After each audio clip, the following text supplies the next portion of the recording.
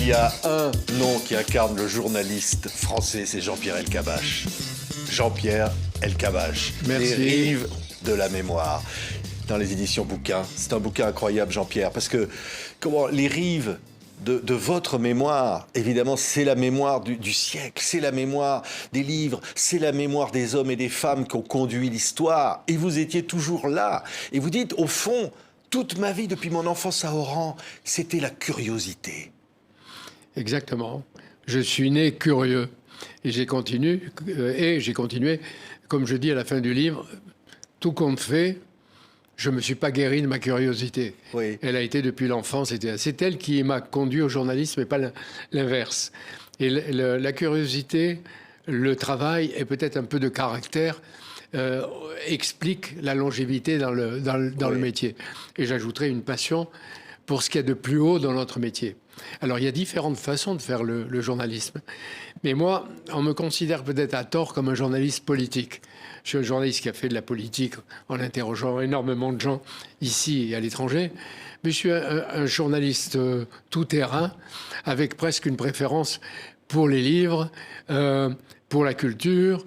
Et j'ai fait beaucoup pour les scientifiques, les artistes, Oui, et souvent inconnus. Oui, mais en même temps, en lisant ce livre, on est, comment dire, ébahi, parce que vous êtes toujours là, tout ce qui se passe. Vous êtes avec De Gaulle, vous êtes avec Mitterrand quand il doit décider de choix stratégiques pour la France. Vous êtes là quand des grands bouleversements de l'histoire arrivent. Vous êtes toujours là. Oui, mais quand il y a une grève à la gare du Nord, avec des gens qui se plaignent, je suis là. Quand il faut descendre sur un sous-marin nucléaire, je suis là. Oui. Quand il faut aller en Afghanistan, je suis là. Il n'y a pas que les fauves de la politique. Mais c'est vrai que le pouvoir m'a toujours intéressé parce que j'essaie de comprendre qui décide. Pourquoi on décide? Quels sont les rapports de force entre ceux qui ont les responsabilités? Qu'est-ce qui fait qu'on a le courage ou pas de prendre des décisions impopulaires? Qu'est-ce qui fait que quelques-uns transgressent les conformismes, les modes, les consensus et qui prennent des décisions avec une vision de long terme? Ça m'a intéressé. Oui. Mais je réponds aussi que le pouvoir, il m'avait tellement aimé. Le pouvoir, il s'est arrangé, quels que soient les présidents, à me mettre à la porte, que ce soit le général de Gaulle, que j'avais suivi pendant 5 ans pourtant, que ce soit Giscard d'Estaing, que ce soit François Mitterrand et Chirac Juppé. Plutôt Juppé que Chirac. Donc, il n'y a rien à dire. Et puis, je veux ajouter quelque chose qui me tient à cœur et qu'on ne sait pas ou ne veut pas entendre. C'est que j'ai passé presque plus de temps, ou autant de temps, avec des gens qui avaient le pouvoir et qui sont vidés, qui sont écartés du pouvoir, parce que cela, du jour au lendemain, les courtisans qui s'agenouillaient devant eux pour les voir, dès que les lumières sont éteintes, se barrent. Et ils retrouvent la solitude et parfois la tristesse ou le drame de vivre tout seul, etc. Ceux qui le méritent. Et donc, il m'est arrivé d'être aux côtés d'un certain nombre de gens qui ont perdu leur responsabilité. Mais ce qui est incroyable, je vais parler d'Oran, et le livre commence par ça, parce que le secret, ou qui est Jean-Pierre Elkabbach, qui est vraiment ce personnage que j'ai en face de moi, c'est peut-être là-bas qu'on va trouver le secret. Ce secret de ce petit gamin qui est sur un balcon et qui regarde la rue, qui regarde les gens et qui voit un jour des fumées et des attentats arriver dans sa ville. Oui, mais avant de voir les attentats, il regardait de sa terrasse le théâtre municipal qui était avec sa terrasse juste au-dessous. Et je voyais les comédiens, les chanteurs répéter avant d'aller jouer. Mais moi, je n'ai regardé que là parce que je n'avais pas de sous pour entrer au théâtre. Et d'autre part aussi, j'étais au 5e étage et au loin, là, il y avait l'horizon et c'était la Méditerranée. Et je voyais les bateaux arriver, devenir de plus en plus gros vers nous.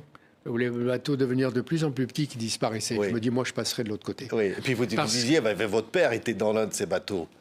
Oui, quand il allait et venait, on allait le chercher au port. Mon père s'intéressait beaucoup au foot, un peu dans sa première vie à Marseille, et ensuite à Oran, où il est devenu un des responsables, le vice-président de l'Union sportive musulmane d'Oran. C'est-à-dire que toute mon enfance, j'ai vu des Algériens chez moi. Oui.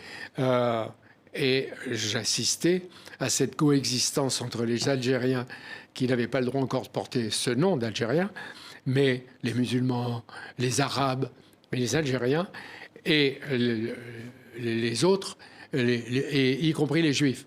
Et donc, pour tout ce qui a suivi dans ma vie, la guerre d'Algérie, le conflit du Proche-Orient, je respecte l'autre partie, quelle qu'elle soit.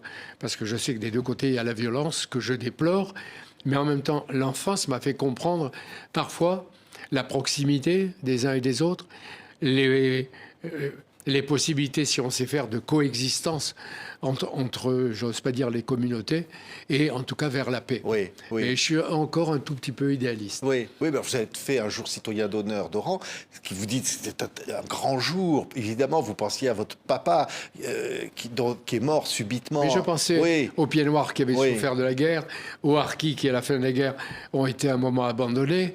Et je pensais que, j'ose pas dire que je portais sur mes épaules à la fois le sacrifice de toutes ces personnes, et en même temps, je portais les ambitions et l'espoir d'une réconciliation. Oui, et justement, parce qu'au fond, on sent que c'est ça aussi qui va vous amener au journalisme, ce sens de la justice, ou plutôt de la haine, de l'injustice. C'est exactement ça que je découvrais d'abord à Oran.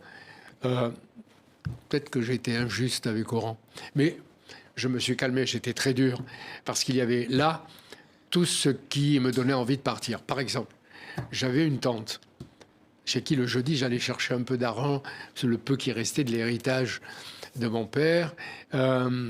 Et parce que là, j'ai connu une forme de, je ne sais pas comment on dit, précarité ou de pauvreté. J'allais chez ma tante chercher le jeudi de l'argent.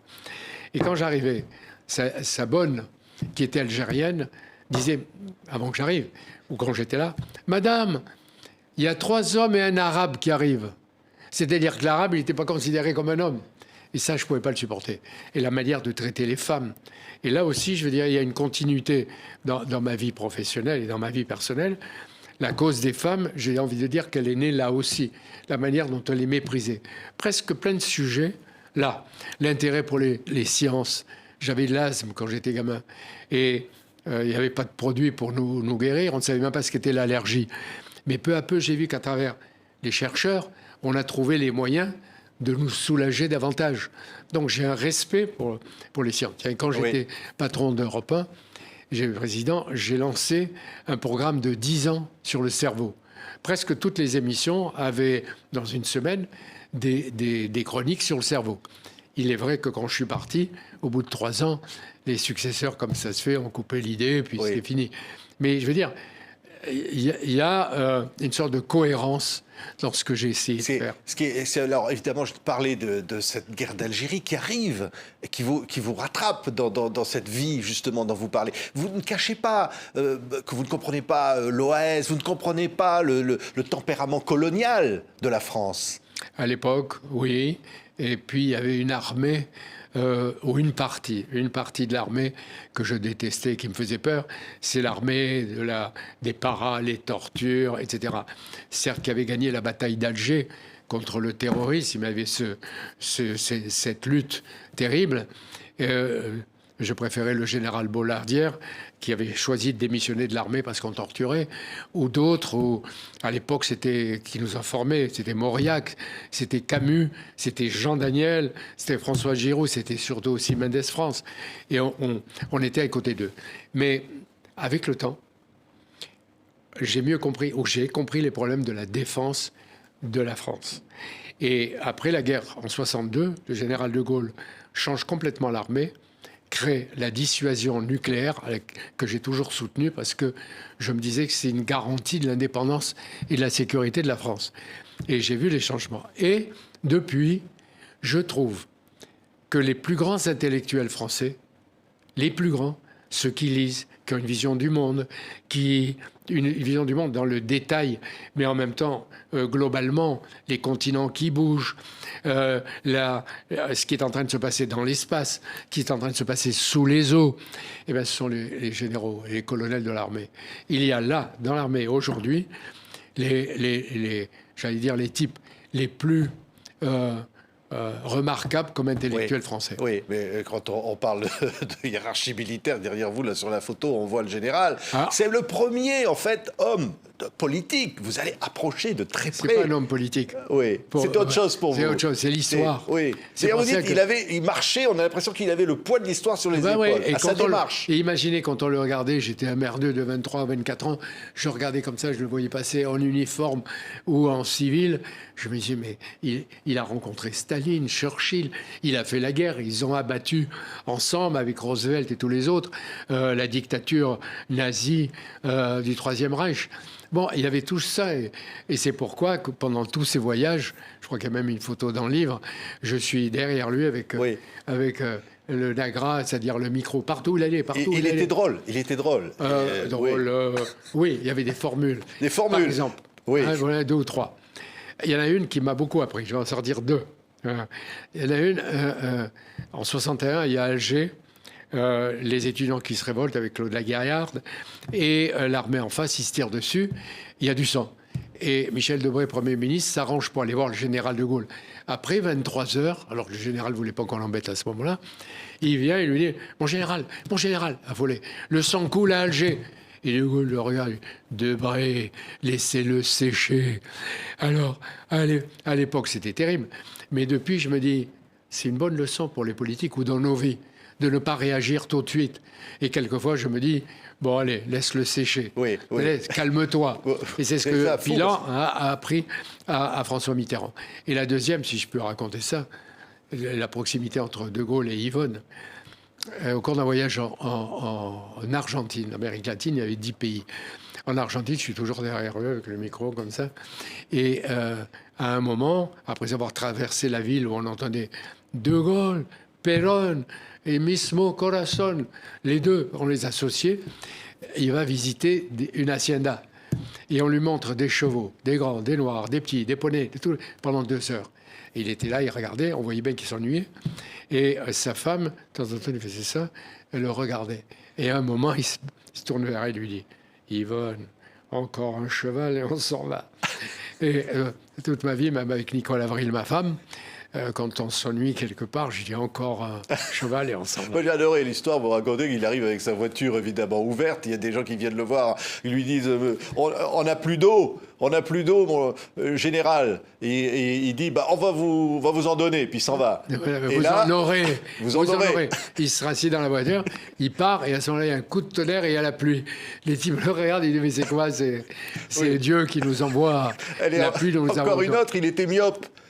Enfin, on ne le sait pas. Et alors, des fois, il confond les trucs. Il confond, oui. Il y avait un troupeau de moutons. Ou un abbé qui s'appelait l'abbé Fulbert Youlou, qui était maire de Dijon. Il va vers lui, qui était en robe. « Bonjour, madame. Bonjour, madame. » Et bon, il y a tellement de choses à raconter sur le général de Gaulle. À un moment, il dit bonjour les enfants. Puis en fait, c'était des moutons.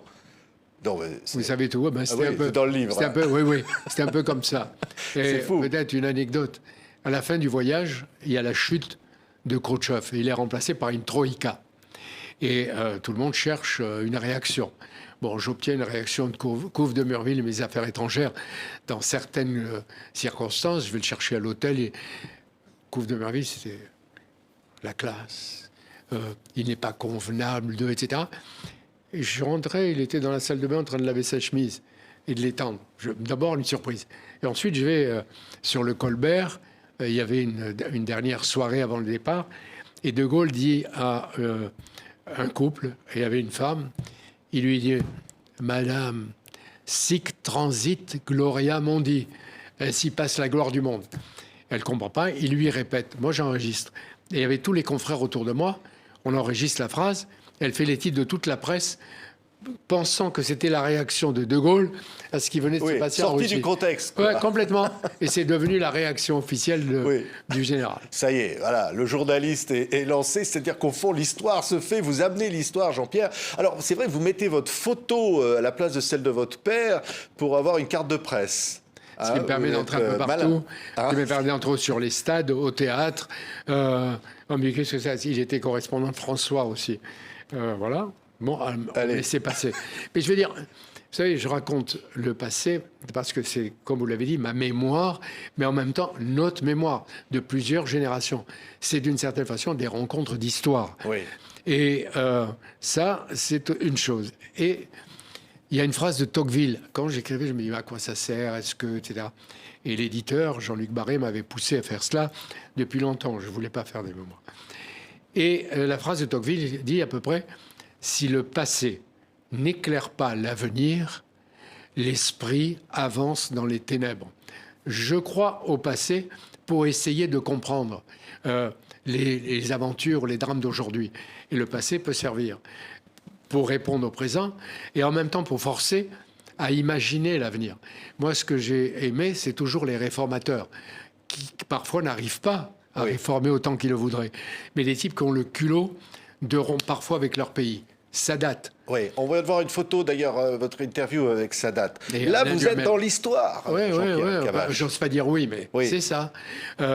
C'est ça avec lui.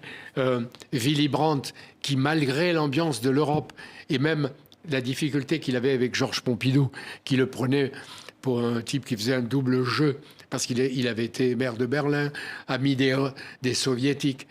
Et Brandt, contre tout le monde, toute l'Europe, même une partie de son pays, commence à discuter avec l'Allemagne de l'Est. Je suis correspondant en Allemagne, je suis au milieu, je suis le seul. Et ce sont les premières conversations qui vont aboutir, après avec Kohl, à l'unité de l'Allemagne. Quand j'ai commencé, il y avait 2 Allemagnes. Oui. Et j'étais correspondant à Bonn, parce qu'on n'allait pas à Berlin. Quand on allait à Berlin, c'était très compliqué, c'était l'autre Allemagne. Et donc j'ai vu cette évolution. J'ai vu, quand j'ai repensé l'autre jour, j'ai vu la guerre d'Algérie, la décolonisation, l'Union soviétique qui est devenue la Russie, les 2 Allemagnes qui sont devenues l'Allemagne unifiée. Il n'y avait pas de téléphone, et à plus fortement portable. Dans les maisons, il n'y avait pas tellement, les logements, il n'y avait pas tellement de douches. J'ai assisté à la transformation de nos sociétés. Oui. Oui, un autre exemple qui me vient comme ça, évidemment, c'est Poutine. Ce qu'on appelle le dialogue Normandie, c'est-à-dire la possibilité, format de Normandie, de se parler avec la France et l'Allemagne et les pays de la région. Vous dites, au fond, c'est vous qui y avez contribué. Vous avez rencontré Poutine à un moment où Poutine voulait dialoguer sur l'Ukraine particulièrement. C'est-à-dire qu'il venait d'annexer la Crimée, on n'aimait pas ça, et dans l'interview, il voulait simplement qu'on le diffuse dans l'intégralité, qu'on ne coupe pas, ce qui était l'habitude des Français qui l'interrogeaient. Donc on se met d'accord et il demande en aucune façon qu'on lui donne des questions, etc. Donc on arrive brutalement et on lui pose toutes les questions qu'il faut. Et je pense qu'on lui fait dire qu'il ne veut pas d'expansionnisme, il ne veut pas de la Grande Russie, il ne veut pas de ceci et cela. Mais attention, si l'OTAN et ses missiles arrivent en Ukraine, ça devient un casus belli. Mais c'était le Poutine encore fréquentable. Oui, vous dites d'ailleurs, je ne le reconnais plus aujourd'hui. Je ne reconnais plus, et d'autres non plus. Je ne comprends pas qu'il bombarde et tue des civils. Je ne comprends pas que son armée soit dans cet état et qu'elle viole. Je ne comprends pas les destructions. Je ne comprends pas les viols. Je ne comprends pas... Non, je regrette. Je les regrette. Mais... je me dis que depuis 2014, il fallait entendre cette petite musique de l'OTAN. Et quand il a créé ou proposé de créer le format de Normandie, il ne voulait pas des Américains. Obama faisait pression pour participer avec lui et le chef de l'Ukraine à la négociation sur la Crimée et l'avenir de l'Ukraine. Et lui, il disait non. Et il a dit à Obama, et il nous a dit, on n'en veut pas, parce que l'Ukraine, c'est l'Europe. Et donc, c'est la France. Si Hollande veut, il peut demander à Angela Merkel de venir. Et on fait quelque chose comme une formule. Donc, c'est là où vous créez le format de Normandie. Parce qu'il venait en Normandie pour l'anniversaire du débarquement. Et à partir de là, il y a eu les accords de Minsk qui reconnaissaient une autonomie au Donbass qui n'a jamais eu lieu. Le Donbass et l'Ukraine se sont tapés dessus avec des morts de tous les côtés. Et le résultat, la tragédie d'aujourd'hui. Oui, mais Jean-Pierre Elkabbach, dans ce livre, il y a tellement de choses. Il y a tellement... Moi, je ne suis pas... Tiens, j'ai envie... Albert Speer, architecte d'Hitler. Vous l'interviewez. Vous êtes jeune à ce moment-là. Vous savez, cet homme, ce qu'il a fait, ce qu'il a été. Et vous le rencontrez, vous racontez dans ce livre, par exemple, ça. Après, on parlera de votre conversation avec François Mitterrand, évidemment, sur Vichy. Mais ça, c'est quelque chose dont vous vous souvenez parfaitement. Et alors, ça explique et ça illustre ma curiosité, tous azimuts. Et puis, en même temps, le fait que j'interrogerais même les pires. Si Poutine me donnait un accord, je retournerais le voir. Et je sais ce que je lui dirais, la manière la plus brutale. Oui. S'il avait fallu interroger à un moment Hitler ou Staline, je l'aurais fait. Je l'aurais fait, parce que c'est notre métier. Et je l'aurais pas fait d'une manière complaisante, pour dire vous êtes des hommes de paix, merci. Monsieur Staline, vous n'avez pas fait les meurtres de... comment s'appelle la ville polonaise où ils ont zigouillé 22 000 soldats polonais. Je lui dirais pas, il n'y a pas de goulag chez vous. Mais on essaierait, parce que c'est notre métier, de révéler, oui, d'être des révélateurs. Et donc, quand vous rencontrez Albert Speer, vous savez que vous étiez celui qui aurait été envoyé dans des chambres à gaz. Ouais, vous l'avez dit, c'est vrai. Mais en même temps, je voulais voir à quoi ressemblait ce type, qui était un des seuls à dire schuldig au Nuremberg, c'est-à-dire coupable. Alors tous les autres avaient dit, on ne savait pas, nous, c'était Hitler, nous, et qui ont fini pendus. Lui, 20 ans de prison. Parce qu'aussi, il était allé voir Hitler en avril pour lui dire quittez le pouvoir, il est encore temps. Et Hitler lui a répondu non, il faut faire l'opération Néron, c'est-à-dire raser même ce qui reste de l'Allemagne, puisque les Allemands n'ont pas été capables de me défendre et de défendre leur pays, le Troisième Reich. Je m'en fous, tuez les vieux, les jeunes, les femmes qui restent. Et Speer, qui était son chouchou pendant des années, a refusé. Donc il a pu raconter ça au tribunal. Il a fait 20 ans de prison dans la prison de Spandau, qui était à Berlin. Et au bout de 20 ans, il est sorti. Oui. Il a écrit ses mémoires et c'est comme ça que j'ai pu... Oui, mais vous croyez à la rédemption, Pierre Elkabbach? Non. Vous croyez au pardon? Oui, d'une certaine façon, quand on a payé. Mais à ce niveau-là, est-ce qu'on a payé tous les crimes? Et tous les crimes, les 6 millions de morts chez les Juifs, et puis 20 millions chez les Russes ou les Soviétiques. Tous ces millions de morts. Mais je dis, pour d'autres types d'actions criminelles, il faut donner une chance, une voie où la peine a été appliquée, de réinsertion, de revenir, puisque nous sommes des hommes de toute façon. Oui. Et donc cette interview historique avec François Mitterrand, dans laquelle vous lui parlez de Bousquet, de ses amitiés avec le chef de la police de Vichy, et du livre de Pierre Péan qui est paru à ce moment-là. Et à un moment, il vous dit, je crois, mais qu'auriez-vous fait? Vous lui répondez, vous, Jean-Pierre Elkabbach, moi, je n'aurais peut-être pas eu le choix, Monsieur le Président. Oui, mais autre chose. Quand le livre sort, Mitterrand essaie de s'expliquer parce que même ses proches les plus proches font semblant de découvrir. Je pense qu'il y avait une hypocrisie collective et personnelle, même chez les proches. Et donc, il a besoin de s'expliquer.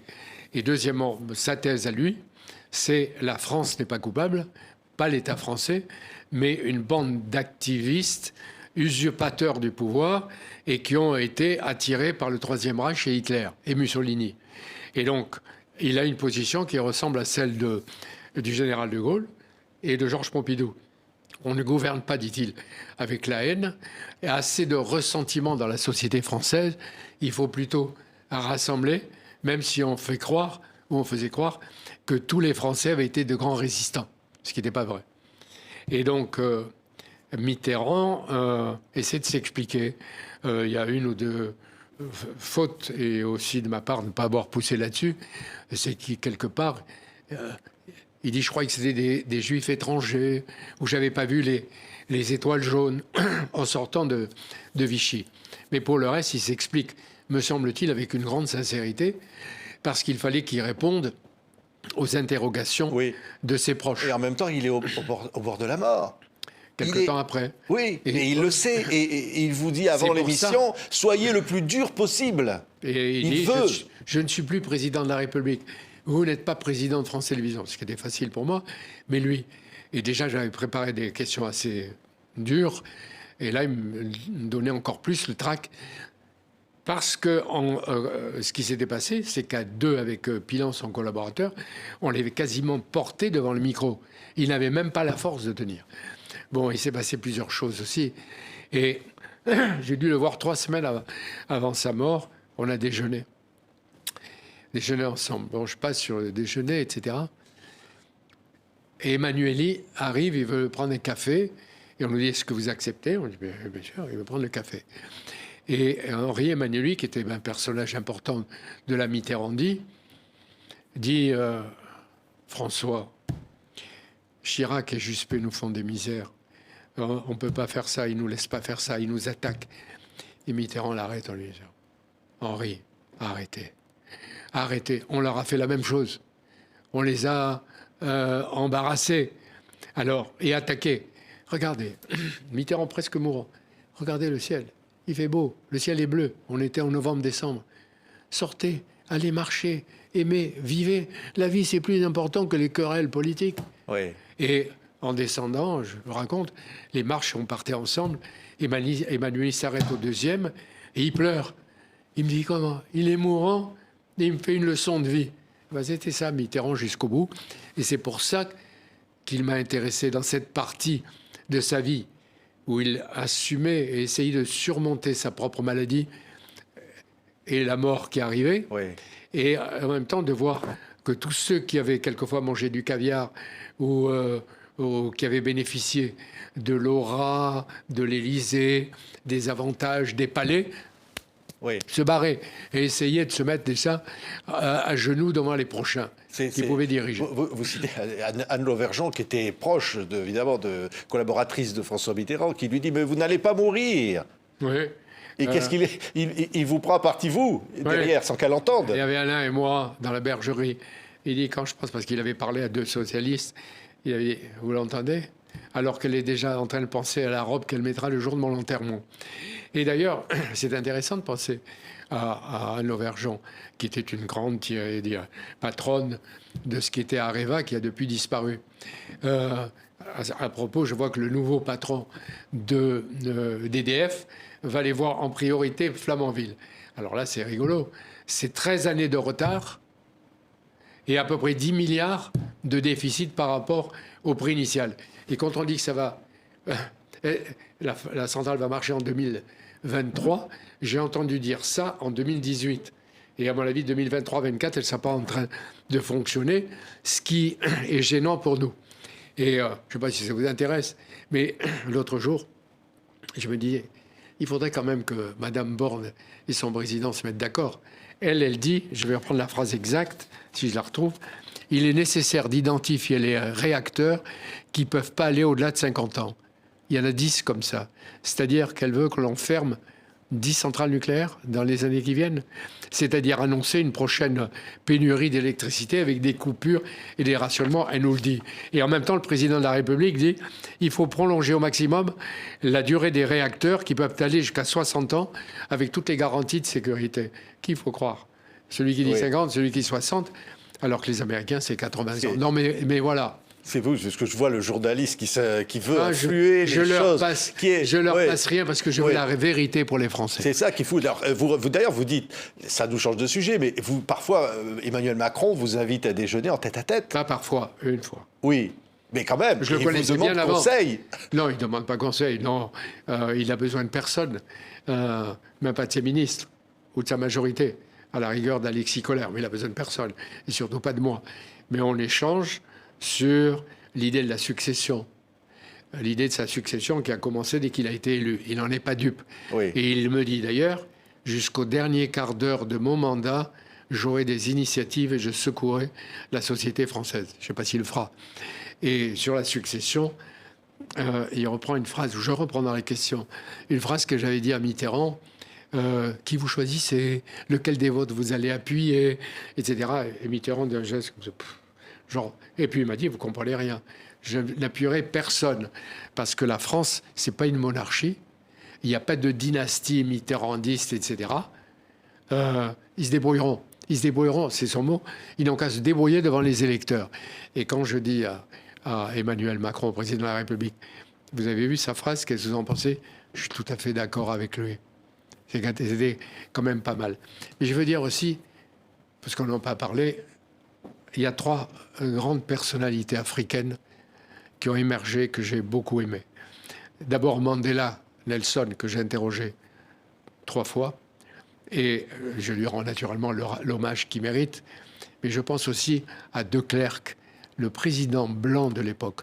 Parce que j'avais appris, en allant en Afrique du Sud, à Johannesburg, que pendant peut-être 1 an ou 2, Klerk avait préparé Mandela aux fonctions qu'il allait avoir. Il l'a invité pour son anniversaire. Il a lui envoyé un hélicoptère qui l'a ramené. Il dînait, puis il l'a ramené dans le lieu où il n'était pas en prison, mais à ce moment-là, en résidence surveillée. Il lui filait les documents les plus secrets pour le préparer. Donc je dis, les deux méritaient ou méritent le prix Nobel à l'époque. Puis Kofi Annan, du Ghana, qui est resté 10 ans secrétaire général des Nations Unies.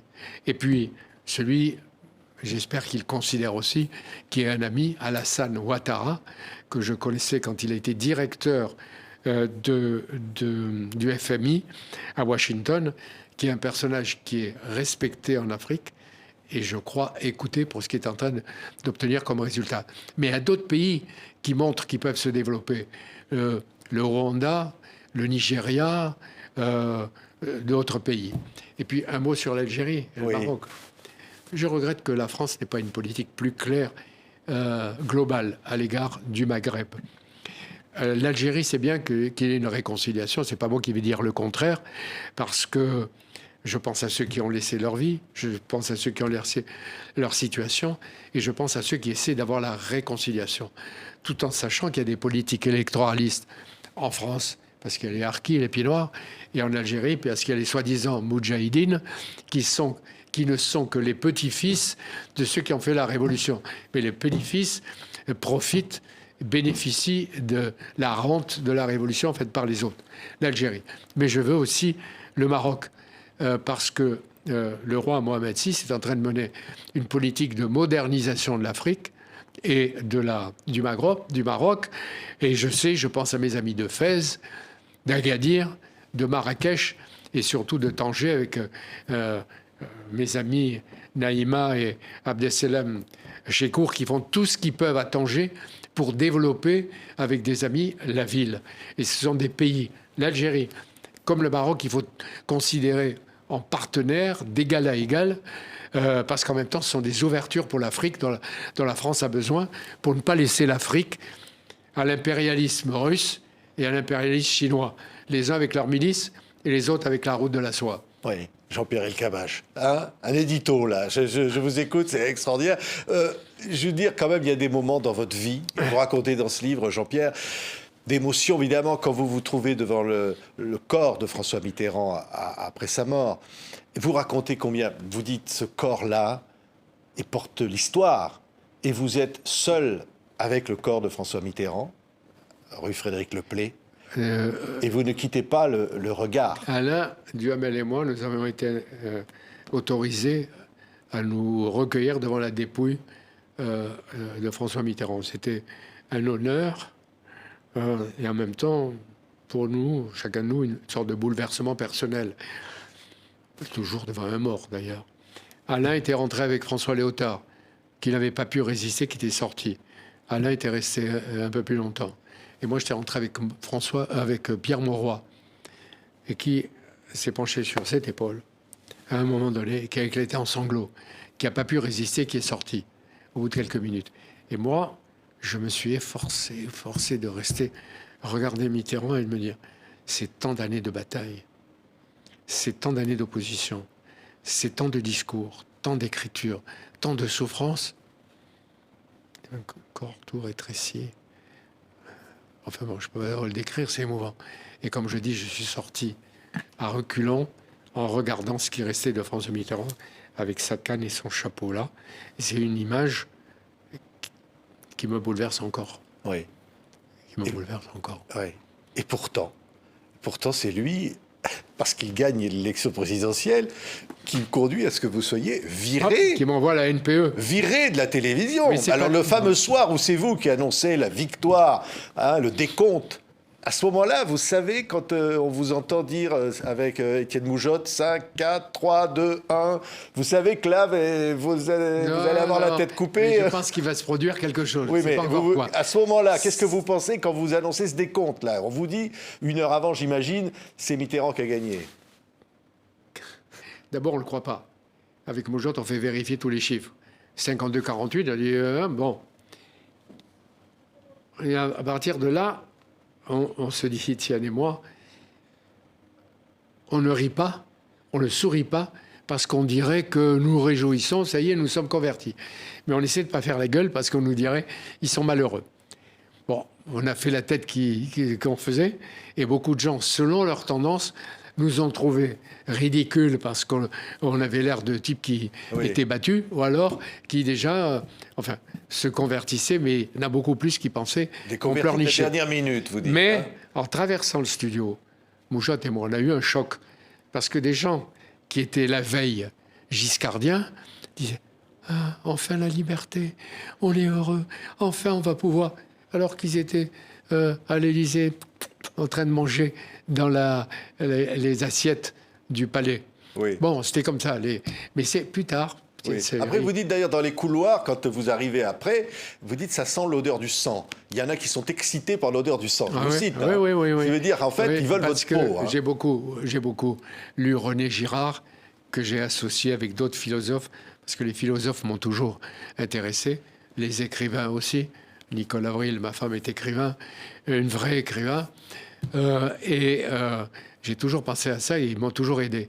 Et René Girard dit bien, il raconte ce que c'est qu'une victime émissaire, une victime expiatoire, un bouc émissaire.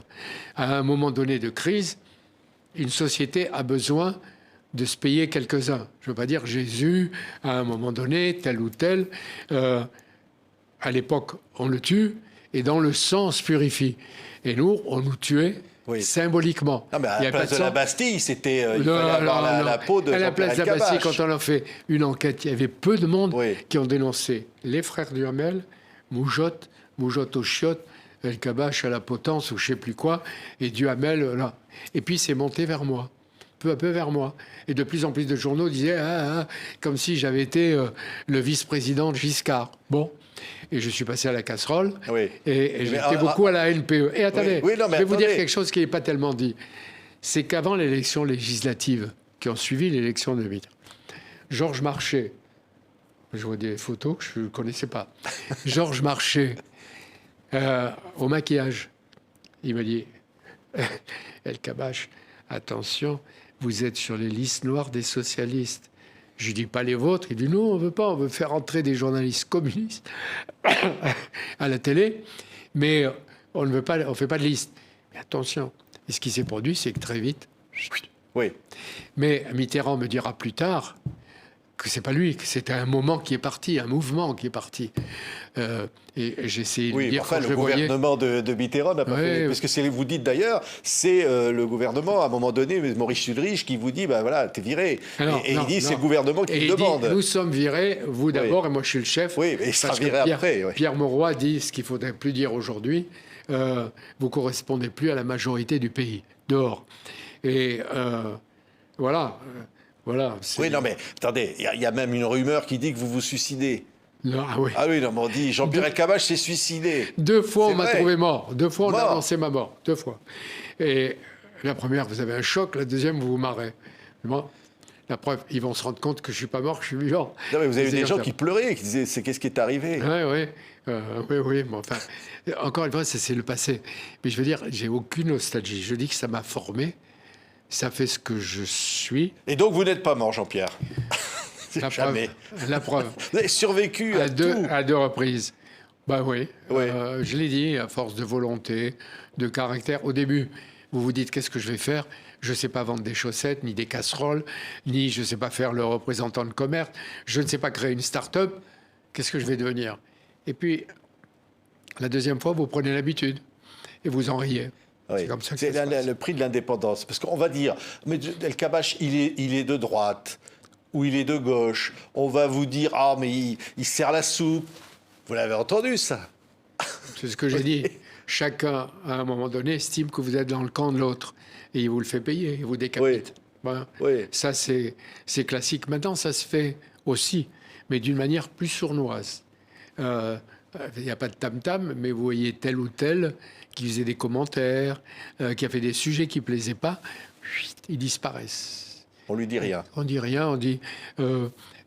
il a obtenu des responsabilités supérieures dans l'entreprise et en fait, il a été mis dans un placard avant de le foutre dehors. Ah, mais à l'époque, c'était plus franc. Quand Marché vous dit taisez-vous, elle cabache. Oui, oui, enfin, mais c'est pas pour autant pour me faire taire. C'est parce que dans le questionnement, je m'entendais assez avec lui. C'est dans le questionnement, j'arrêtais pas de le titiller, et d'obtenir des phrases qui sont restées historiques. Et je m'intéresse, je l'ai dit tout à l'heure, à l'Afrique. Mais j'ai assez d'admiration pour les Africains pour les alerter. J'ai envie qu'eux construisent des États avec du développement, avec de la justice, avec plus de corruption, qui respectent les jeunes et les jeunes adolescentes qui sont les graines de l'espoir de leur pays et qui fassent attention. Et d'autre part, il faut les fixer en Afrique. Ils ont une part de responsabilité, les dirigeants, qui laissent partir une partie d'eux-mêmes vers la migration. Et ils les laissent partir vers les naufrages, vers les noyades, en pensant ces jeunes qui viennent dans des pays où on va leur faire des ponts d'or, ce qui est faux. Et on va s'en rendre compte encore qu'on va en expulser quelques-uns. Et le phénomène aujourd'hui, il n'est rien à côté du mouvement de gravité qui va se produire dans les années prochaines. On nous dit le réchauffement climatique, mais il va y avoir des sécheresses, des manques d'eau, des déplacements de population, des milliers ou des millions de migrants.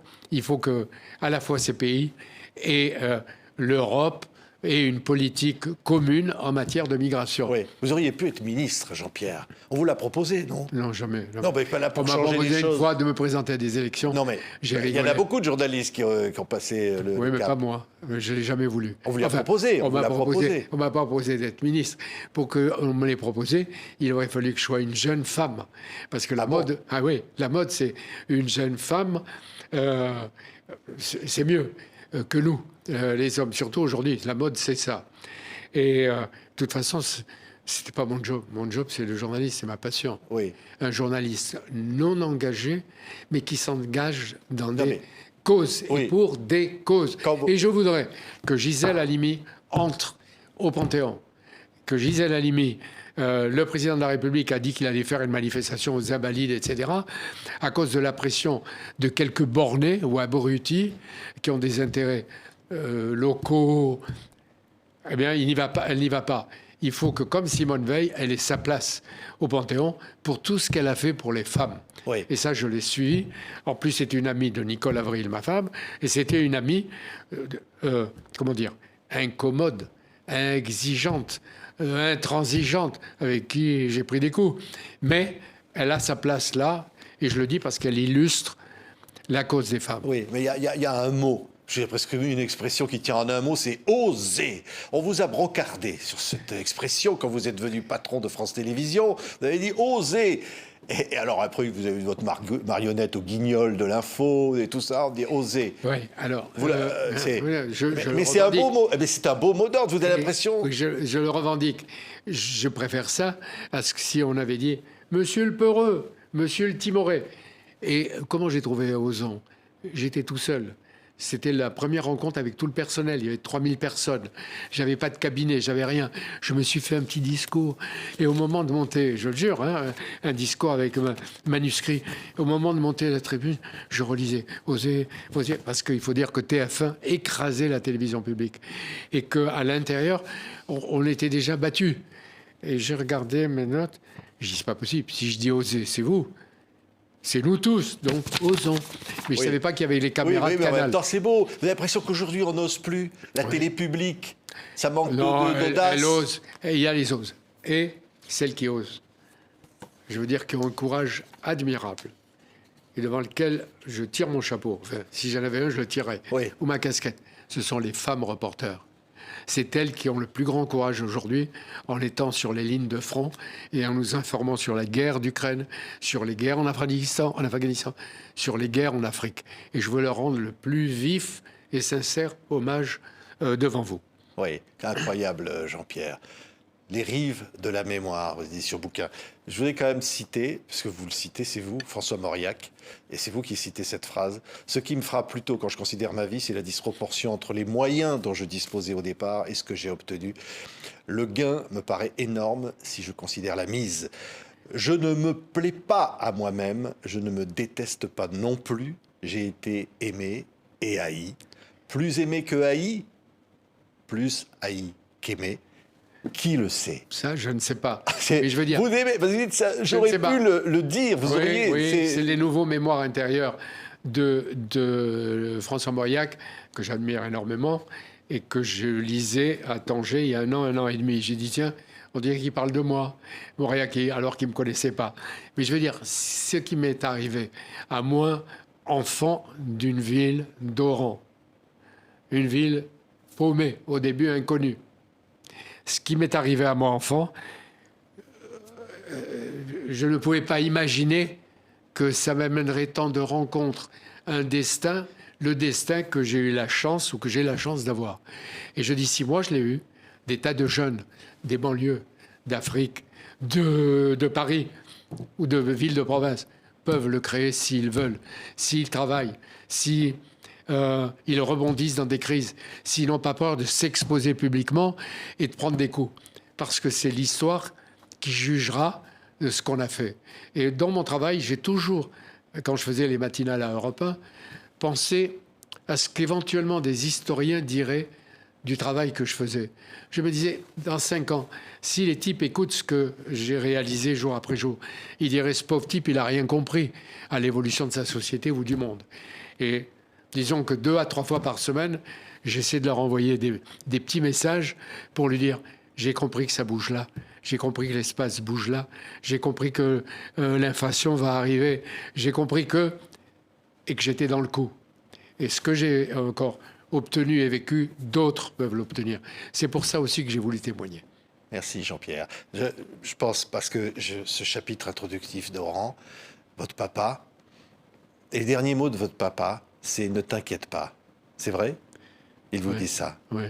Et au fond, c'est le message de confiance de la vie. Et confiance. Oui. Et confiance peu à peu en toi. Vains ta timidité ou ta réserve, parce que j'étais comme ça. N'obéis pas aux modes. Pense que au bout de l'échec, il y a ta victoire. C'est dans le Mahabharata, un texte sanskrit d'il y a 5000 ans, qui a fait une pièce montée par Peter Brook, qu'un général battu, c'est 2 frères qui s'entretuent, le général battu est tout seul en rayon dans la forêt et il y a un étang. Il se rafraîchit et il entend une voix qui lui dit « Regarde bien ». Il regarde. « Qu'est-ce que tu vois ?» Il lui dit « Regarde bien, plus profond. Ta victoire est là. » Eh bien, c'est ça la vie. L'échec, mais il faut le surmonter en pensant qu'à l'intérieur de la défaite ou de l'échec, il y a souvent la victoire. Et j'adore la couverture de ce livre, Jean-Pierre. Les rives de la mémoire, tout ça, c'est des bouquins. C'est pas des journaux, hein, c'est des bouquins. C'est ça. C'est ça chez moi. Ils vous submergent. Ils sont en train de me submerger. Et la photo a été prise comme une plaisanterie. Parce que c'était la dernière photo prise par la jeune femme qui était venue chez moi. Elle m'a dit, mettez-vous derrière le petit bureau. Et je lui dis, je reste devant ce bureau. Mais je ne vous amène pas dans une pièce spéciale où j'aime lire, parce que je n'ose pas ouvrir la porte, les livres tombent. Je suis un homme du livre aussi. Merci. Jean-Pierre Elkabbach était mon invité. Les rives de la mémoire, publié aux éditions Bouquin, est un livre absolument incroyable. Si un jeune journaliste lit ça, il se dit, voilà, là, si j'avais le 10e de cette vie-là qui m'attend devant moi... C'est à eux de l'inventer. Aïe, aïe, hein. C'est à eux d'inventer la vie. Merci Jean-Pierre. Aïe, aïe, aïe, avec l'accent de là-bas.